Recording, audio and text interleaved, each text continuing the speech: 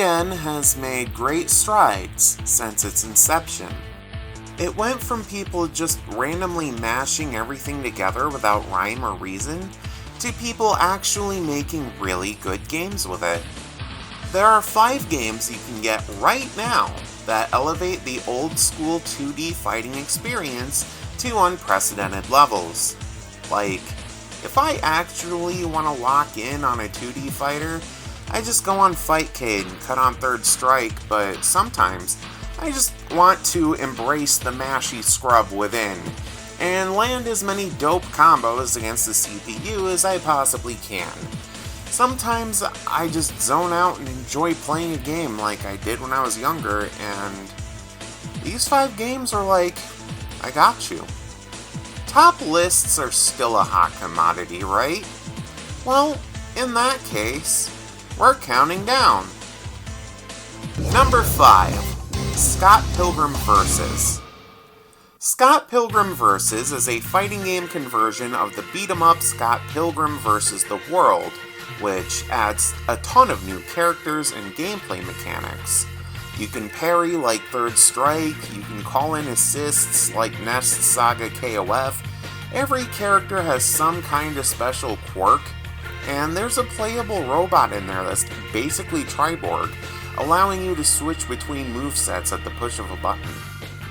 Being the unique gameplay it is, by unique gameplay I mean it's literally every fighting game at once, and that's integrated in such a way that makes it unique. It takes a while to get the hang of, but when you do, the sky's the limit for the kind of bullshit you can pull off.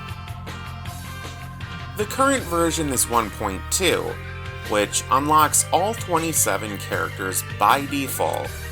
There is a community for matchmaking and even a full-fledged story mode. There is a lot of content here, and it's actually pretty fun. I would definitely recommend trying it out. Number 4. King of Fighters Maximum Dream Strike. Maximum Dream Strike is KOF, but in the 6-button Street Fighter style. Basically, everyone you've ever wanted in KOF is somewhere in this massive 72-character roster. If you ever asked, what if King of Fighters played more like Third Strike, parrying and all? This game basically answers that question.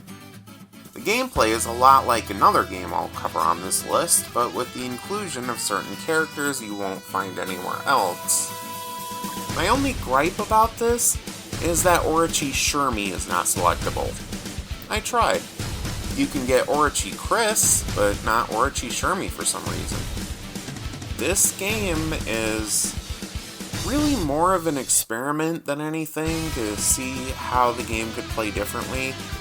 So there's a lot of other options out there for just regular KOF. Number 3.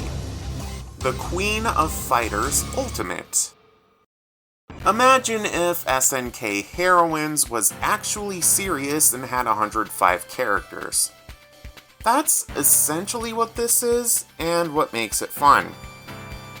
Not only is this a beautifully crafted love letter to the women of SNK and Capcom, it's also a fast-paced experience where tagging in and out is fluid and quick. Miss X is in this.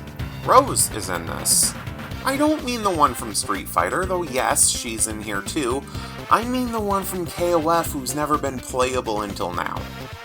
Mature and Vice are here. You know, some characters have EX versions, like if they have 12 selectable colors, 7 through 12 is usually the EX version. And this is still a Mugen game at the end of the day, so there are glitches and unbalanced jank, but there's also unlimited potential to pull off some pretty crazy stuff that can be really fun, and I would definitely highly recommend checking this one out. Number 2. Capcom vs. SNK Black Edition. This one is a lot like King of Fighters Maximum Dream Strike, but with several key differences. There are a few characters in Maximum Dream Strike that aren't present here, sure, but this makes up for that by having a staggering roster of 168 different characters, the best of Capcom, SNK, and even guest appearances like the ninjas from Mortal Kombat. You can actually pick Scorpion and twisty somebody to death. Another cool thing this game implements is speed ramping when a counter's about to hit. You know, like how it does in Tekken 7? You can still parry and do custom combos and all that. The roster is missing a few key characters like Dhalsim, Blanca, Zangief, etc. But you can actually port any missing characters from Maximum Dream Strike or Street Fighter Dream Remix and they'll play exactly the same. So I did that. I added a whole bunch of characters to that and, I just play on this modified version. Number 1. Street Fighter by Pilgrim Mugen. The number 1 game is the one most deserving of that honor in all of Mugen history. The remake of Street Fighter 1 by Pilgrim. You may know about the vastly improved port of the original game by Valkyrie Project, which is great in its own right, but this revision of Street Fighter 1 gives it more of an alpha aesthetic and vastly improves the roster. There are 28 playable characters, which doesn't sound like a lot for Mugen, but this game is actually somewhat balanced out and every single character is a major blast to play. You can use meter to do stun moves that can start or extend combos. They have enough range and utility that you can just catch somebody out and just go for it. Aside from everyone present in the original Street Fighter, you also have the Final Fight storyline going on alongside it. There's a story mode with multiple routes in this game. Ryu and Ken have the actual Street Fighter 1 story. Guy, Cody, and Hagar have their story, the final fight. And Chun-Li is there, investigating possible connections to Shadaloo. Like, we're at the point where Bison isn't around yet. It's a comfortable dive into the past of the series where Bison hasn't showed up and the stakes weren't as high as they are nowadays. Everybody's at the earliest point of their adventure. But the only one who actually suffers because of this gameplay-wise is Sagat, who doesn't have his Tiger Uppercut in this game, despite being the final boss here. It's hard to play him because I keep instinctively going for the Tiger Uppercut and it's not there. And there are only a few glitches in this game too, mostly graphical bugs related to throws.